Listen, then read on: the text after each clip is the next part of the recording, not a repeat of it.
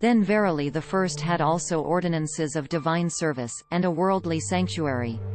For there was a tabernacle made, the first, wherein the candlestick, and the table, and the shewbread, which is called the sanctuary.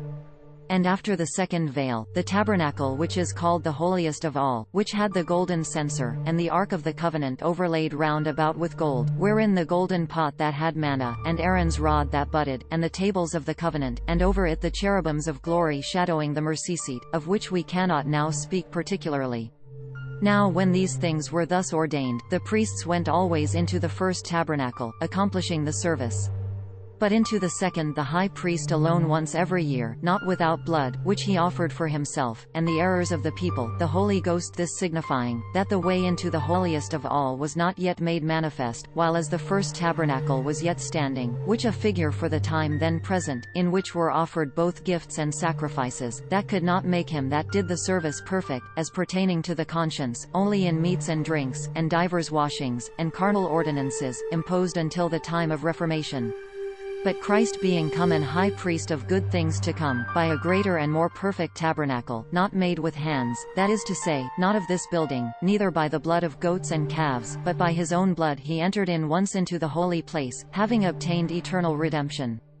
For if the blood of bulls and of goats, and the ashes of an heifer sprinkling the unclean, sanctifieth to the purifying of the flesh, how much more shall the blood of Christ, who through the eternal Spirit offered himself without spot to God, purge your conscience from dead works to serve the living God?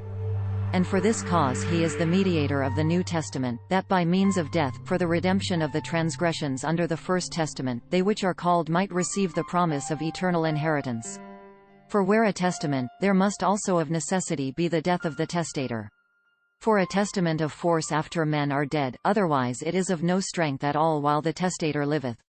Whereupon neither the first was dedicated without blood. For when Moses had spoken every precept to all the people according to the law, he took the blood of calves and of goats, with water, and scarlet wool, and hyssop, and sprinkled both the book, and all the people, saying, This the blood of the testament which God hath enjoined unto you. Moreover he sprinkled with blood both the tabernacle, and all the vessels of the ministry. And almost all things are by the law purged with blood, and without shedding of blood is no remission, therefore necessary that the patterns of things in the heavens should be purified with these, but the heavenly things themselves with better sacrifices than these.